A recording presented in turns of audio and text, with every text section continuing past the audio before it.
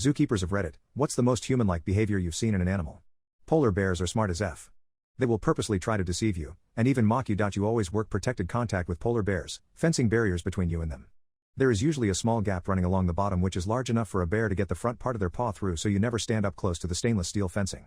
The fence is usually some kind of 2x2 hole that you can pass food through, and there are food chutes too. One time I decided to have a play session with one of the bears.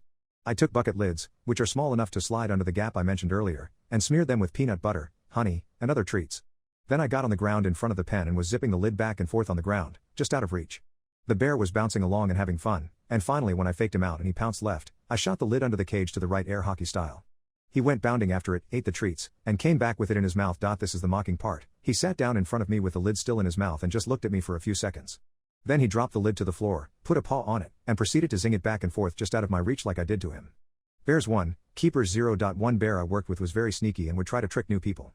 They love it when you act startled, so if you're a jumpy person you might as well paint a giant target on your forehead because they will try to act like they're not paying attention to you, and then Randy Orton style, out of nowhere, leap up and hit the bars at full height and make freak out. So back when I was new to this bear, I accidentally dropped a fish on my side of the bars.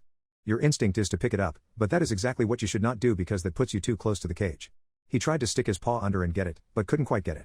He tried and tried, made sad puppy sounds, etc., but I ignored the fish on the ground, finished our session, and walked away. After I got a few paces away I looked back just in time to see him stick his paw under the bars, fully engulf the fish no problem, and pull it back under and eat it.